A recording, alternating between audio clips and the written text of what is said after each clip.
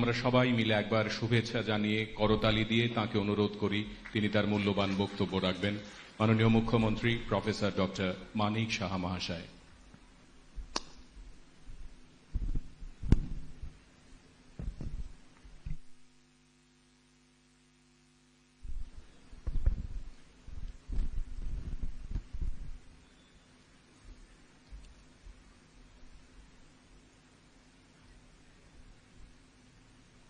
সবাইকে নমস্কার। আজকে এখানে সিজা হাসপাতাল অ্যান্ড রিসার্চ ইনস্টিটিউটে যে মাল্টি স্পেশালিটি এবং সুপার স্পেশালিটির যে ভিত্তিপ্রস্তর স্থাপন অনুষ্ঠান আর.কে. নগর খয়েরপুরে, সেই উপলক্ষে আমাদের মাঝে উপস্থিত আছেন ত্রিপুরা সরকারের প্রাক্তন মন্ত্রী এবং প্রাক্তন আমাদের পবিত্র বিধানসভার স্পিকার এবং বর্তমানে এই খয়েরপুর অ্যাসেম্বলি কনস্টিটিউয়েন্সির যিনি মাননীয় বিধায়ক শ্রী রতন চক্রবর্তী মহোদয়, উনি আমাদের সামনে ওনার মূল্যবান বক্তব্য আমাদের সামনে রেখেছেন। আমাদের মাঝে উপস্থিত আছেন শ্রী কিরণ গিত্তে, সেক্রেটারি হেলথ, উনিও আমাদের সামনে ওনার বক্তব্য রেখেছেন।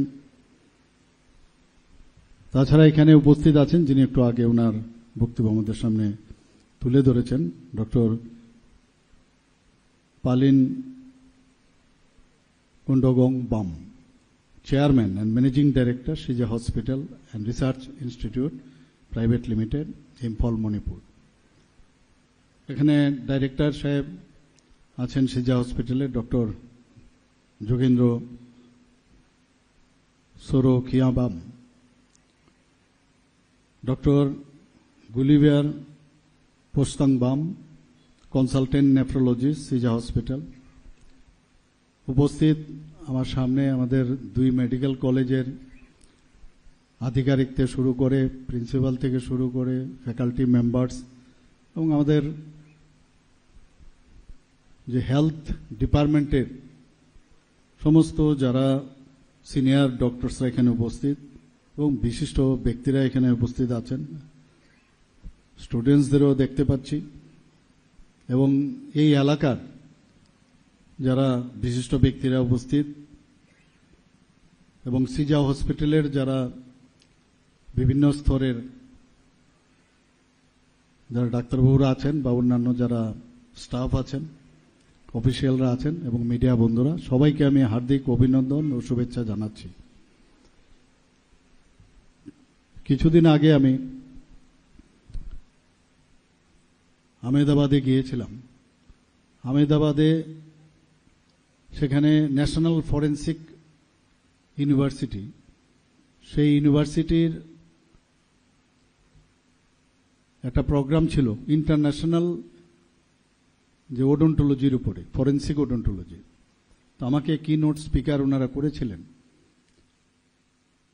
তো সেখানে যাওয়ার পর যখন আমি পুরো ইতিহাস ধরলাম, ইভেন লাস্ট যে ইতিহাস সেটা আমি বললাম যে ফরেন্সিক ওডোন্টোলজি এমন একটা সাবজেক্ট যে ওই আহমেদাবাদেই কিছুদিন আগে যে প্লেন ক্র্যাশ হয়েছিল, বহু লোককে আইডেন্টিফাই হয়েছে ফরেন্সিক ওডোন্টোলজির মাধ্যমে। এরকম পুরো ইতিহাস আমি সেভাবে প্রিপারেশন ছিল আমার। তো ওনাদেরকে আমি বলেছিলাম যে ত্রিপুরাতেও তো আপনারা ফরেন্সিক ইউনিভার্সিটি খুলেছেন, তো এখানে কেননা আপনারা এই ফরেন্সিক ওডোন্টোলজি যারা ডেন্টালে বিডিএস করে এবং বিডিএস করার পরে এমএসসি ওডোন্টোলজি যদি করা যায় তাহলে এদেরও কিন্তু একটা সুযোগ হবে এবং সারা পৃথিবীর মধ্যে ইন্টারন্যাশনাল যেহেতু ওডোন্টোলজি ছিল, বহু লোক সেখানে এসেছিল। আমি যখন এই প্রস্তাবটা দিলাম সবাই কিন্তু আমাকে বলেন যে খুব ভালো প্রস্তাব।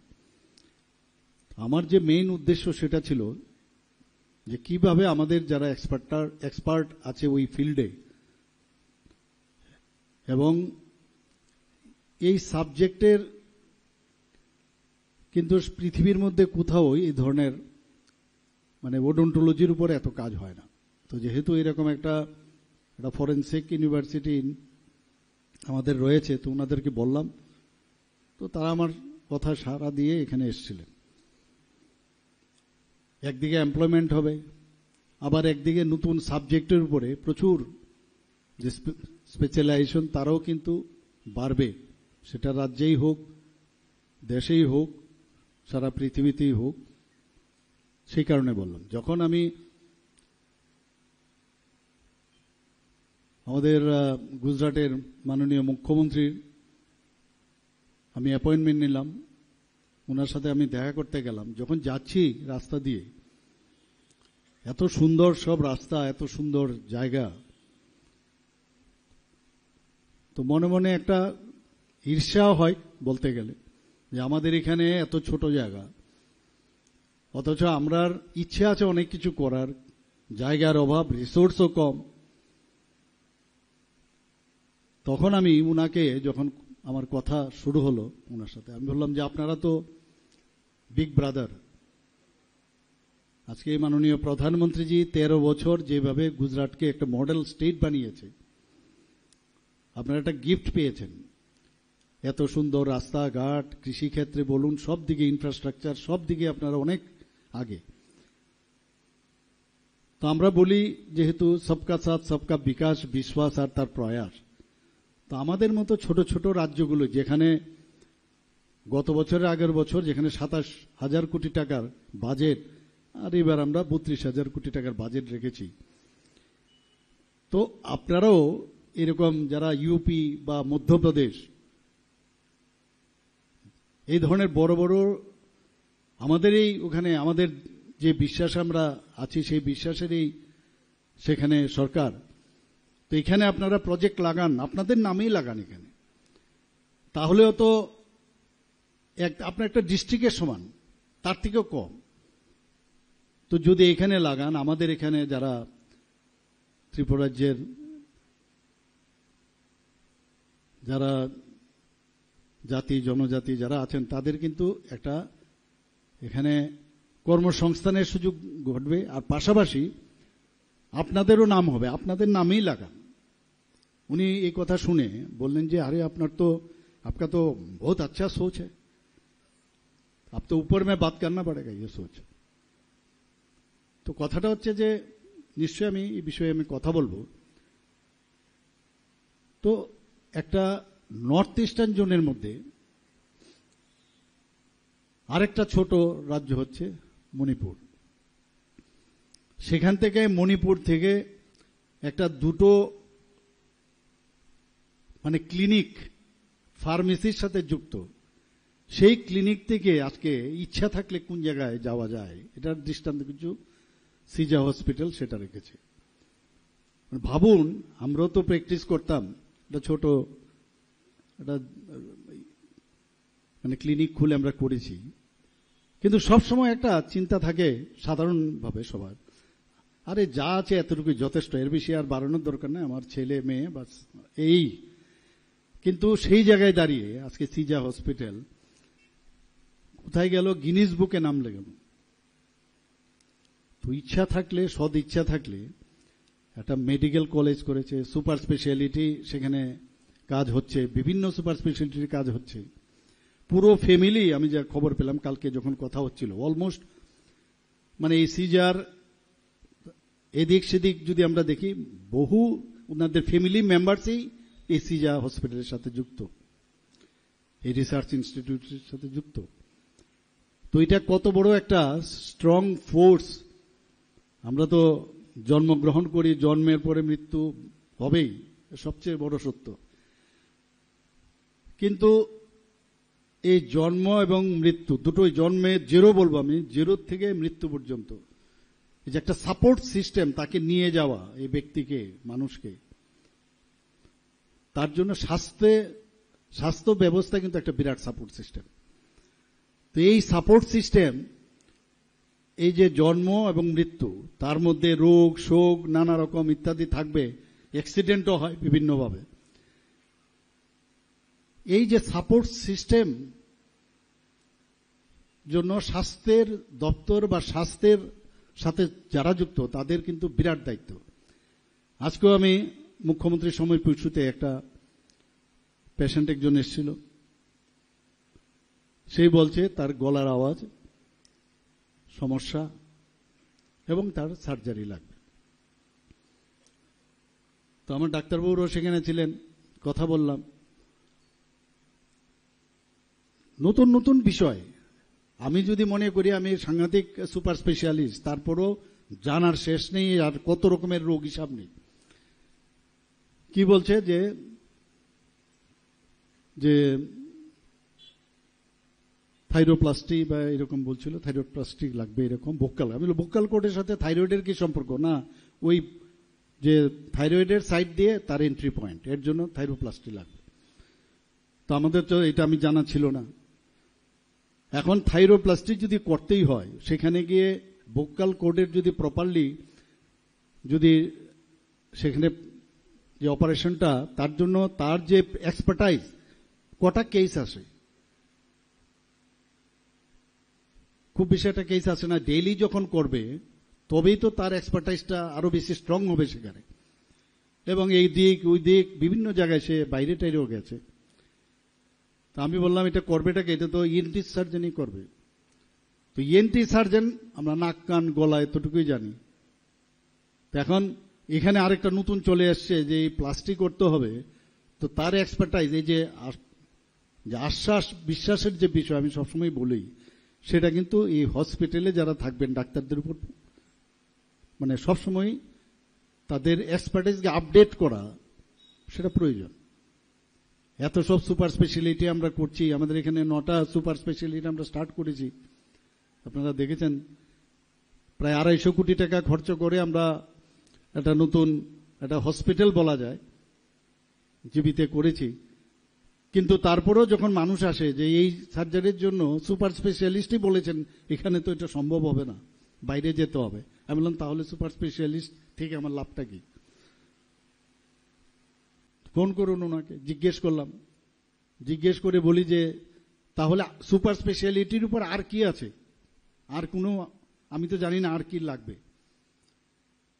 তো সবসময় একটা মানে অদ্ভুত লাগে যে আমাদের ত্রিপুরার মানুষ কোথায় কোথায় কেন বাইরে যাবে। তো যখন এই প্রপোজালটা আমাদের কাছে আসলো যে সুপার স্পেশালিটি এখানে শুরু হবে, প্রথমেই আমরা দেখলাম তাদের কতটুকু দক্ষতা আছে এবং নানা প্রমাণ দিলেন ত্রিপুরাতে। আমাদের এখানে যেটা বলা হয়েছে যে মণিপুর থেকে বহু লোক প্রথম নর্থ ইস্টার্ন জোনের, আসাম বাদ দিলে নর্থ ইস্টার্ন জোনে প্রথম মেডিকেল কলেজ হয়। তো সেখান থেকে আগে ভাগে ওদের অনেক ফ্যাকাল্টি বেরোচ্ছে। আমাদের এখানেও যখন প্রাইভেটে মেডিকেল কলেজ হচ্ছিল বা প্রথম শুরু হয়েছিল এজিএমসি, সেখানেও কিন্তু ফ্যাকাল্টি যেহেতু আমাদের ছিল না, প্রথমে এন্ট্রি পয়েন্টে অ্যাসিস্ট্যান্ট প্রফেসর, সিনিয়র রেসিডেন্ট ঠিক আছে, কিন্তু উপরের দিকের কোনো ফ্যাকাল্টি ছিল না। তো মণিপুর থেকে কিন্তু বিরাট আমাদের অনেক ফ্যাকাল্টি এসে আমাদেরকে এখন আমাদের নিজেদের হয়ে গেছে। তো ওনারা এখানে এসে যে কিডনি ট্রান্সপ্লান্ট একের পর এক করলো, আমাদের যারা ওখানকার ছাত্র ছিলেন এবং যারা আমাদের ডাক্তারবাবুর যারা বন্ধু আছে অনেকে বলছেন, তারা যখন দেখলো এখানে এত সুন্দরভাবে কাজ করছেন কিডনি ট্রান্সপ্লান্ট, তখন কিন্তু একটা বিশ্বাস জাগলো যে না, বিশ্বাসের উপর অনেক কিছু ডিপেন্ড করে কাকে এখানে আনবো কাকে আনবো না। তো তার উপরে এর জন্যই তড়িগড়ি করে আমরা বললাম যে না, ওনারা যখন এরকম একটা ভালো একটা মানে চিন্তা ভাবনা করছেন, একটা প্রজেক্ট নিয়ে আসছেন প্রায় 900 করোড়, এবং ধাপে ধাপে এখানে দেখালো, আমরা এখানে সবাই দেখেছি যে কিভাবে ওনারা ডেভেলপ করবেন। সময় নেবে কিন্তু আস্তে আস্তে শুরু করবে, এবং আমরা চাই অ্যাজ আর্লি অ্যাজ পসিবল যেন কাজটা শুরু হয়।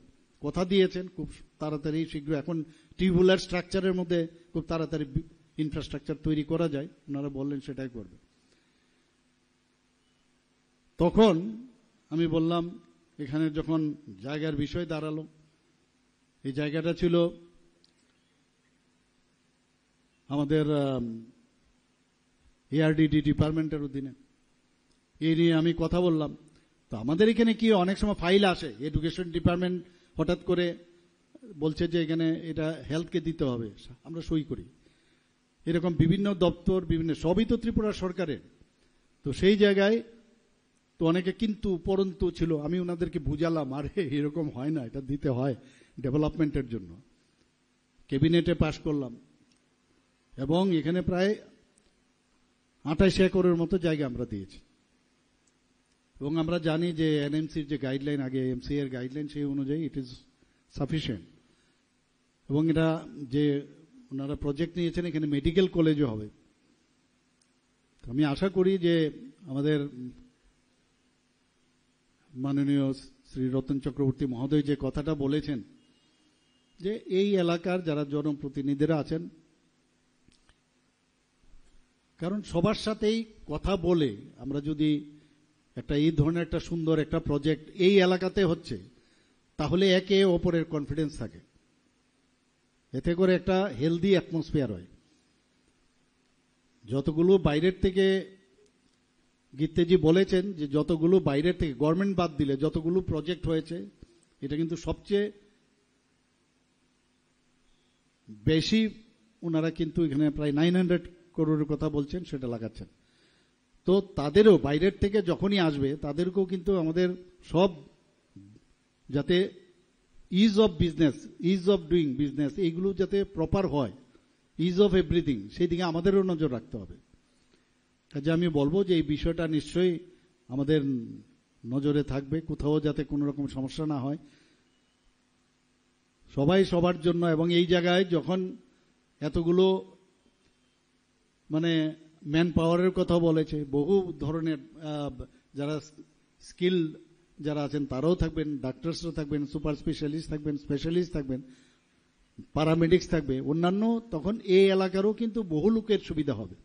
ত্রিপুরা রাজ্যের তো হবেই, কিন্তু এই এলাকার উন্নয়ন কিন্তু অনেক বেশি ত্বরান্বিত হবে। এখানে যে আমাদের যে এখন একটা দুটো রাস্তা এখানে হচ্ছে, তো এইটা রিং রোড, একটা রিং রোড এর মধ্যে আমরা শুরু হবে। তো দুদিকে কিন্তু এইদিকে রাস্তার সুবিধা হবে, এই রিং রোড যেটা যাবে আপনার খয়েরপুর হয়ে সেই বাইপাসে পড়বে, আরেকটা যেটা ওয়েস্টার্ন বাইপাস, সেটা রামনগর হয়ে সেটা যাবে এয়ারপোর্টের সামনে দিয়ে। তো এই জায়গার অবস্থাটা আপনারা বলুন, কি সুন্দর হবে জায়গাগুলো। আমাদের এখানে আরো যেসব প্রজেক্টগুলো আমরা নিয়েছি, পুষ্পবন্ত প্যালেসের কথা আপনারা সবাই জানেন, সেখানে 5 স্টার হোটেল। আর যখনই প্রজেক্ট হচ্ছে আমি বারবার জিজ্ঞেস করছি কি হচ্ছে, কবে হবে। তো এই যে মনিটরিং সিস্টেমটা আমরা সরকারের তরফ থেকে আমরা স্ট্রং করছি। তো একদিকে এটা হবে, আমাদের যে ন্যাশনাল, আমাদের যে উড়াল পুল নিয়েও অনেকের কাছে আমরা সাজেশন চেয়েছি। সাজেশনের পরে অনেকে বলছে যে এই দিকে না হয়ে যদি প্যারালাল ওইভাবে করা যায়। আমরা সবসময় সবাই মূল্যায়ন করতে চেষ্টা করি, এটা নিয়েও কথাবার্তা হচ্ছে, কিন্তু হবে। সেটাকে যদি দেখা যায় কম মানুষকে ডিস্টার্ব করে, যদি মানে আমরা যদি এটা করতে পারি, সেই দিকেও ইট ইজ অলওয়েজ ওয়েলকাম। তো সেইভাবে কথাবার্তা চলছে। তো উড়ালপুল থেকে শুরু করে আমাদের যে আরেকটা মল হচ্ছে এখানে, মাননীয় প্রধানমন্ত্রীজির যে ড্রিম প্রজেক্ট একতা মল, সেই ইউনিটি মল, সেটারও কাজ শুরু হয়ে গেছে। আমাদের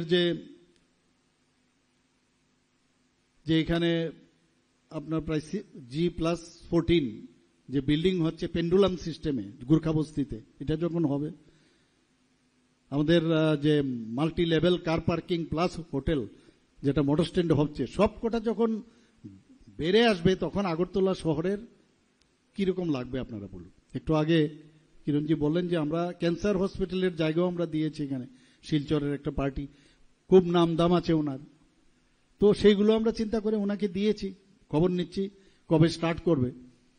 এখানে এতগুলো, এখন আমাদের মাননীয় বিধায়ক সাহেব বলেছেন যে এতগুলো ইউনিভার্সিটি, প্রাইভেট ইউনিভার্সিটি এখানে আসছে, ইন্টারন্যাশনাল দাম্মা ইউনিভার্সিটি এখানে এসছে।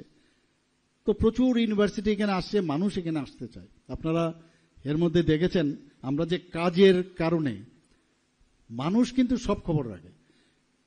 যে গত লাস্ট যে ইনভেস্টর সামিটে আমি যখন দিল্লিতে গেলাম, মাননীয় প্রধানমন্ত্রীজির সেখানে ওনার উপস্থিতি ছিল। নর্থ ইস্টের যে বিজনেস সামিট হয়েছিল, সেই সামিটে প্রায় 30,000 কোটি টাকার একটা মৌ সেখানে হয়, পুরো নর্থ ইস্টের অষ্টলক্ষ্মী 8টা। সেই জায়গায় আউট অফ 30,000-এর মধ্যে ত্রিপুরার জন্য 15,000 কোটি টাকার উপরে সেখানে মৌ হয়েছে। আপনারা ভাবুন, এটা কিন্তু এমনি যারা ইনভেস্ট করবে ওরা 10 বার চিন্তা করবে, আমি যে আমার পয়সাটা সেখানে লাগাবো, সেখানে শান্তি আছে কিনা, সেখানে প্রপার সেই গাইডেন্স আছে কিনা, ইজ অফ বিজনেস আছে কিনা। তো তবেই তো মানুষ এতগুলো আমাদের মৌ করেছে। তারপরও মৌ যে করেছে তার জন্য আমি নিয়মিত যে কারা কারা মৌ করলো দেখালাম, মৌ হয়েছে, কাজের কাজ কিচ্ছু হলো না। তো এটাকে ফলো আপ করা, ম্যাটেরিয়াল গ্রাউন্ডে নিয়ে আসতে হবে আমাদের। সত্যি আমি খুশি যে আজকের সিজা হসপিটাল এখানে ওনারা কাজ শুরু করছেন। আমি আশা করি যে ওনারা যা যা এখানে বলেছেন, যদি আগামী দিন এই কাজটা ওনারা সম্পন্ন করেন, তাহলে ত্রিপুরা রাজ্যের মধ্যে যে হেলথ কেয়ার সিস্টেমের মধ্যে যে একটা গ্যাপ নর্থ ইস্টার্ন জোনের মধ্যে আছে, সেই গ্যাপটা কিন্তু অনেকটা ফুলফিল হবে। আমরা প্রতিদিনই হেলথ নিয়ে কথা বলছি, এডুকেশন নিয়ে কথা বলছি। আমাদের যে ত্রিপুরার এতগুলো যে ট্যুরিস্ট স্পট আছে, আপনারা জানেন এর মধ্যে 6টা জায়গার মধ্যে আমাদের কিছুদিনের মধ্যেই ট্যুরিস্টকে নিয়ে তার ডেভেলপমেন্টের জন্য যে প্রোমো ট্যুরিজম যে অনুষ্ঠান সেটা করছেন এখানে। বাইরের থেকে অনেক লোক আসবেন। তো আমরা সব দিকে সবকটা ডিপার্টমেন্ট, এগ্রিকালচারই হোক, আজকে খেলাধুলার জগতে এতগুলো আমরা খেলাধুলার ফিল্ড, সিনথেটিক টার্ফ ফুটবল, জাতি জনজাতি এলাকা সব জায়গায় আমরা করছি। তো সব দিকে আমাদের ইচ্ছা আছে যে ত্রিপুরা একটা সত্যিকার একটা মডেল। যদিও ছোট রাজ্য, আমাদের আর্থিক যে ক্ষমতা অত্যন্ত কনস্ট্রেইন, তার মধ্যেও কিন্তু ট্রান্সপারেন্সির মাধ্যমে আমরা চেষ্টা করছি। এবং আমি আশা করি যে আজকের যে অনুষ্ঠান, সেই অনুষ্ঠানে আপনারা নিশ্চয়ই বুঝতে পেরেছেন। আমি একটা কথা বলবো, এখানে কনসার্ন উনি যে যাতে এই প্রজেক্ট সাকসেসফুল হয়, কোনো জায়গার মধ্যে যাতে এই সিজা হাসপাতালে কোনো সমস্যা না হয়। আমি এখানে মাননীয় বিধায়ক, অত্যন্ত জনপ্রিয় বিধায়ক এবং আমাদের সবাই আমাদের আদরণীয় দাদা, ওনাকে আমি বলবো নিশ্চয়ই আপনিও দেখবেন, আপনারা এই যে সিজা হসপিটালের যারা আছেন ওনারাও আপনাদের সাথে কথা বলবে, কোনো সমস্যা হলে যাতে হেল্প করবেন। এখানে বিভিন্ন আরো কিছু বলছে যে এসটি যে কারেন্ট এখানে যাচ্ছে, শিফটিং অফ এসটি, আমি গতকালও কথা বলেছি, বললাম এটা নিশ্চয়ই আমরা দেখব। এবং কিছু কিছু জায়গা হয়তোবা যে স্ট্রিট ল্যাম্প বা আদার যেসব আছে, যে কোনো প্রবলেম, সেইগুলো প্রবলেম আমরা নিশ্চয়ই সলভ করব। এবং ল্যান্ডের যে কিছু এদিক সেদিক করার যদি এগুলো আসে, আমরা কথা বলে সেগুলো আমরা ঠিকঠাক করব। সবাইকে অসংখ্য ধন্যবাদ জানিয়ে আমার কথা বলা শেষ করছি। देखिए, हम हमेशा सोचते हैं त्रिपुरा में एक हेल्थ हब हो, मेडिकल हब हो।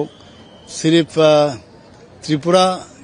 त्रिपुरा का हर कॉर्नर से मतलब लोगों को तो सुविधा होगा ही, लेकिन बांग्लादेश हो या जो बगल में जो नॉर्थ ईस्ट का जो स्टेट है, ये लोग भी यहाँ पर आए और यहाँ पर अच्छा खासा अच्छा काम हो रहा है यहाँ पर हेल्थ सेक्टर को लेके। और सीजा हॉस्पिटल बहुत ही नामी हॉस्पिटल है इंफॉल में, मणिपुर में। तो ये लोग यहाँ पर चाह रहे हैं कि यहाँ पर सुपर स्पेशलिटी हॉस्पिटल खुले और इनका जो फेज वाइज करेंगे, 4 फेज में करेंगे और ये लोग सुपर स्पेशलिटी के बाद ये तो चलेगा ही, और side by side medical college भी खुलने का इरादा है। तो ये हमारे लिए बहुत ही अच्छा है जब किसी प्राइवेट सेक्टर से ऐसा त्रिपुरा में आ रहे हैं, और हम तो वेलकम करते हैं। और गवर्नमेंट कितना करेंगे, प्राइवेट जब तक नहीं आएंगे, हम जमीन दिए हैं, ये पीपीपी मॉडल में यहाँ पर ये हुआ है, हम जमीन दिए हैं और जो प्रथा है उस हिसाब से हमने दिया, और हमारे लिए बहुत ही अच्छा है। ये लोग अच्छा काम भी कर रहे थे। यहाँ पर अभी किडनी ट्रांसप्लांट शुरू हो गया त्रिपुरा में, आप जानते हो। तो ये लोग ऑलरेडी 5 पेशेंट का ऑलरेडी यहाँ पर ट्रांसप्लांट हुआ, और सभी भगवान की कृपा से सभी अच्छा है। मैंने आउटकम इज वेरी गुड। तो हमने उनको जमीन दिए और ये लोग टाइम लाइन दिए हुए हैं। उस टाइम लाइन में फेज वाइज ये खैरपुर में और इस एरिया का भी डेवलप्ड होगा, आप जानते हो। तो माननीय प्रधानमंत्री जी भी चाहते हैं कि इस तरह प्राइवेट कोई अगर इन्वेस्ट करना चाह रहे हैं तो इन लोगों को मतलब हमेशा एनकरेज करना चाहिए।